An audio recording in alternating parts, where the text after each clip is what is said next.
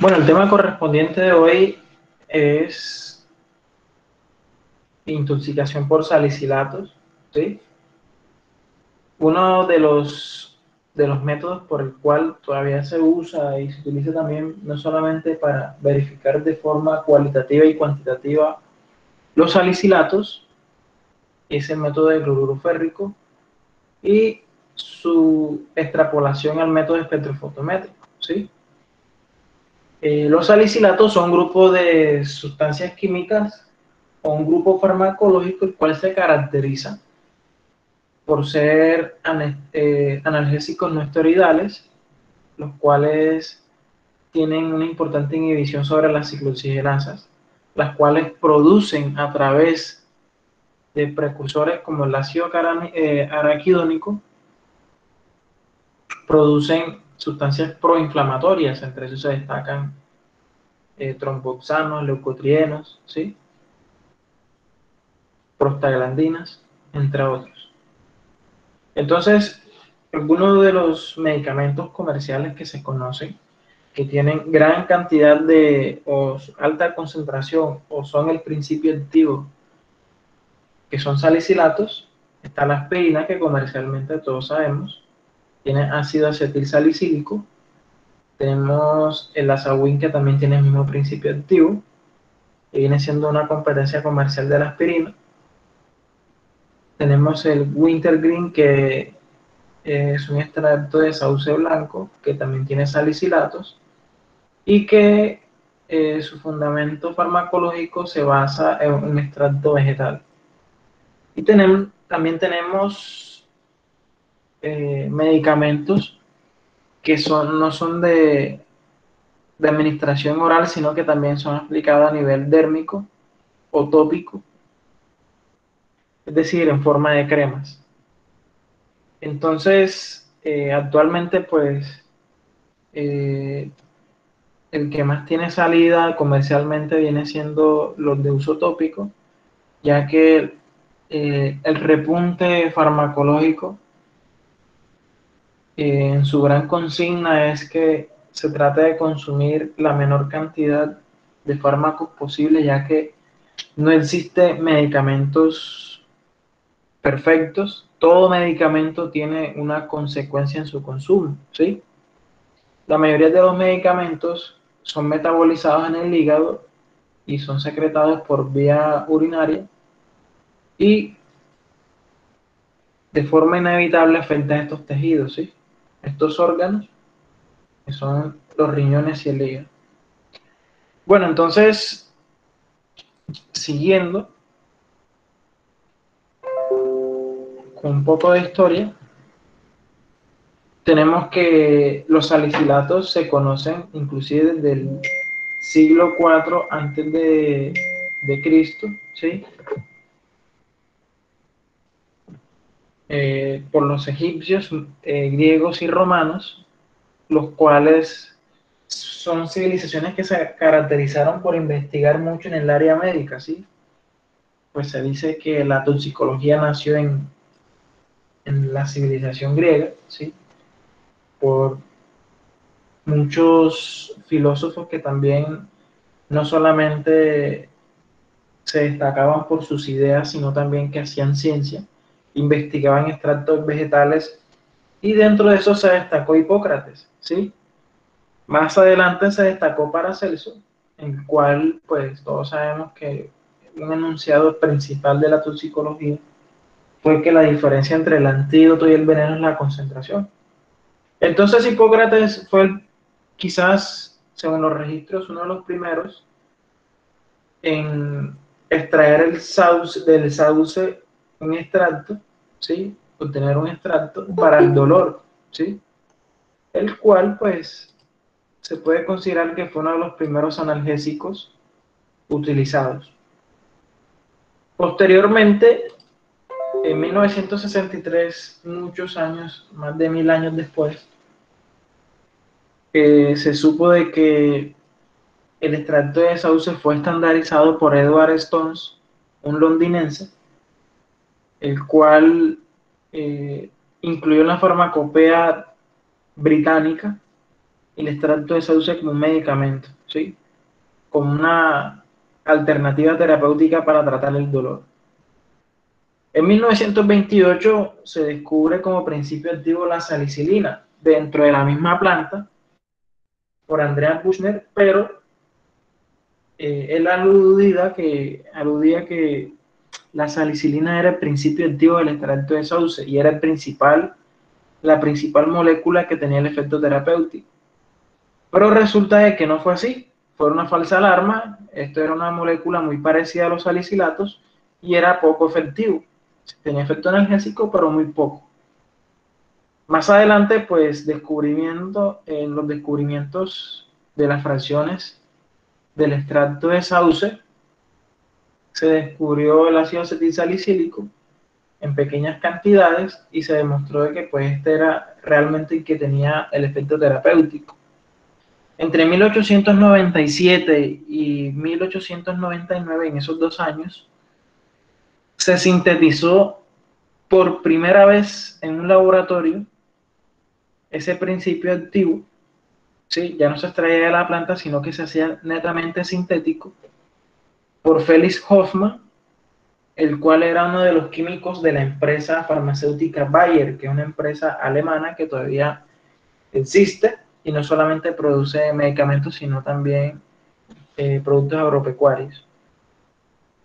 Entonces, Bayer le dio el nombre de aspirina al medicamento que llevaba este principio activo, que era el ácido acetilsalicílico.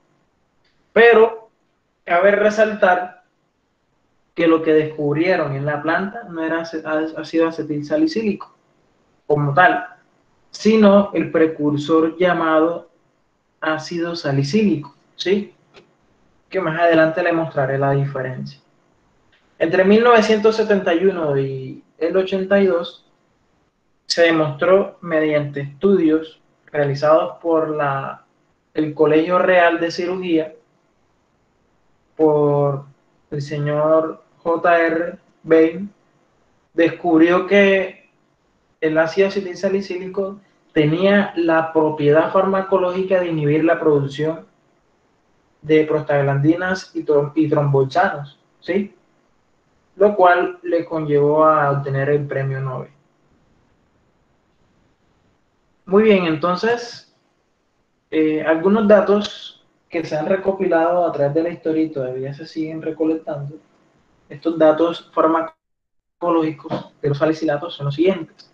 Son antiagregantes plaquetarios a dosis bajas entre los 80 y 150 miligramos. También son utilizados para tratar las isquemias cardíacas. ¿Sí? Las personas que tienen problemas coronarios les prescriben mucho los salicilatos en forma de aspirina 100. También hay otra forma, las formas farmacéuticas en que se comercializan estos medicamentos, tipo salicilatos, son gragueas, cápsulas, tabletas en forma efervescente, como la aspirina efervescente, que es una de las formas solubles de la aspirina para consumo oral, en formas de aceites y cremas tópicas. Y en esta parte de aceite y cremas tópicas son esas que utilizan para el tratamiento de dolores musculares, golpes, más que todo en escenarios deportivos, ¿sí? Más que todo son los que utilizan en spray los médicos, terapeutas, en partidos de fútbol y otros tipos de encuentros deportivos. También se sabe de que cuando hay intoxicación aguda, las principales causas a las que se da esto es por una mala dosificación en niños. Es muy parecido lo que pasa con el paracetamol, ¿sí? Debido a que los adultos a veces no tienen en cuenta ni saben que los medicamentos se administran según el peso de la persona, más no de forma empírica, ¿sí? Entonces también sabemos que el pico máximo de concentración plasmática se adquiere a la hora o 40 minutos de administración del medicamento y el volumen de distribución es bastante bajo, es de 0,2 litros por kilogramo. El tratamiento para la intoxicación por salicilatos, en el caso de las conductas suicidas en adultos, que es muy común, el tratamiento se hace con carbón activado en concentración de 1 gramo por kilogramo de solución al 25%. ¿Sí?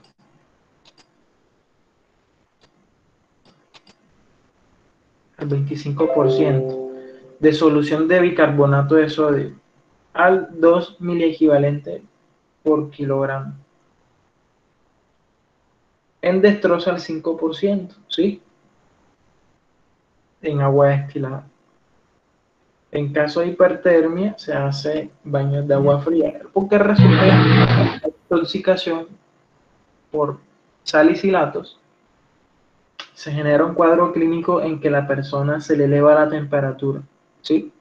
Por lo cual, la solución rápida y drástica es que se bañe con agua fría. Cuando Ah, eso se... profesor, ¿cómo es eso de ahí de que es un tratamiento con carbón activado y solución de bicarbonato de sodio que no me quedó muy claro?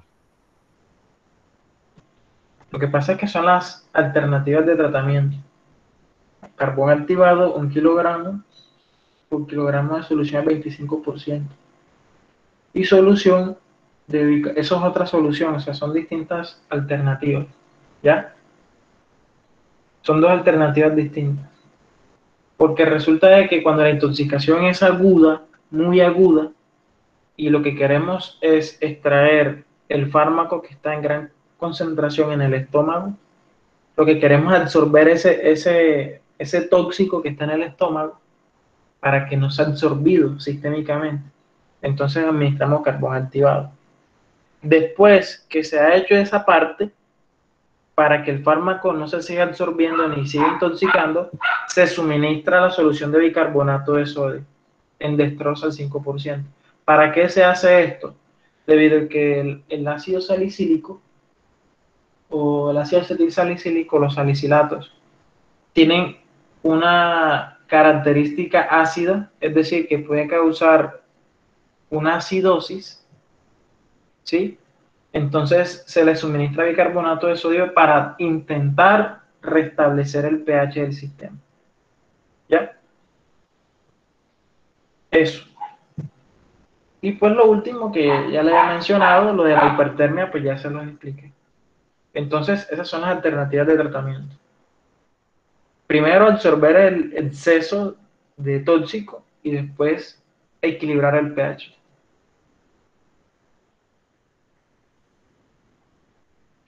Entonces, aquí yo muestro en la siguiente diapositiva cómo se da el mecanismo metabólico en el cual actúan los salicilatos, ¿sí? Y resulta que, pues, a través del ácido araquidónico, que es un ácido graso que podemos biosintetizar a nivel interno, cuando hay una respuesta inflamatoria causada por una lesión o por una inflamación, todos sabemos, bueno, podemos saber de que el cuerpo biosintetiza tromboxanos, leucotrienos y prostaglandinas, que son sustancias que son mediadoras de la inflamación, ¿sí? Y estas son las que también causan la permeabilidad de los tejidos, permitiendo el paso de los leucocitos, ¿sí? Y la correspondiente inflamación. Entonces, ¿dónde actúa el ácido salicílico? Actúa precisamente sobre la ciclooxigenasa, en este punto de aquí, para evitar la formación de esas sustancias proinflamatorias, ¿sí? Entonces, ese es el mecanismo de acción de los salicilatos, inhibir las ciclooxigenasas y evitar la producción de estas sustancias químicas, que son los tromboxanos y prostaglandinas, que se generan a partir del ácido araquidónico y que son las sustancias una de las sustancias que intervienen en que se genere la inflamación y el dolor. ¿Sí? Entonces, ya hablando un poco ya de la parte toxicocinética o cinética del fármaco, sabemos de que, bueno, aquí les muestro, les voy a señalar, este es el ácido acetil salicílico, este que se encuentra aquí en este recuadro blanco. Se llama ácido acetil salicílico porque es producto de la acetilación del ácido salicílico, que es este que está acá. Entonces quiero que se fijen que la diferencia entre estas dos cosas, o estos dos compuestos químicos, es que este tiene un grupo acetilo, aquí, este grupito que está aquí, mientras que el otro tiene aquí un hidrógeno. Entonces, este es el ácido salicílico y este es el ácido acetilsalicílico. Entonces, para devolverme un poquito a la historia que yo les contaba antes del descubrimiento, el que descubrieron de la planta fue este, ¿sí? El que tenía el poder antiinflamatorio, ¿sí? Pero resulta que este, al ser un ácido, al tener este grupo fenólico aquí, era un compuesto que quitaba el dolor, pero generaba muchas úlceras gástricas, ¿sí?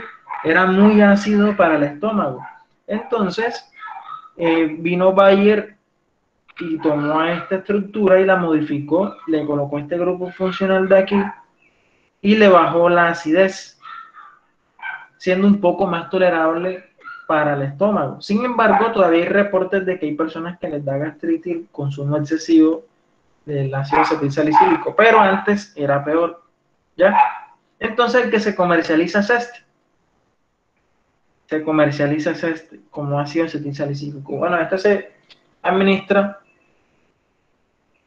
por vía oral, se hidroliza en un 80% en el estómago, o el 80% en el estómago, es decir, que se transforma en ácido salicílico. Entonces, es decir, eso quiere decir que el 20% queda sin alterar y ese 20% se absorbe por el duodeno. De ahí pasa por el sistema porta, quiere decir que es por el tejido sanguíneo que se desprende del hígado, de ahí pasa al torrente sanguíneo, pero antes de salir al torrente sanguíneo, el ácido salicílico y el ácido acetilsalicílico enfrentan dos fases de metabolismo, de oxidación y conjugación, muy parecidos de los paracetamol. Entonces, los salicilatos se enfrentan en la fase 1, la oxidación, ¿sí? Entonces se generan otros grupos funcionales, ¿sí?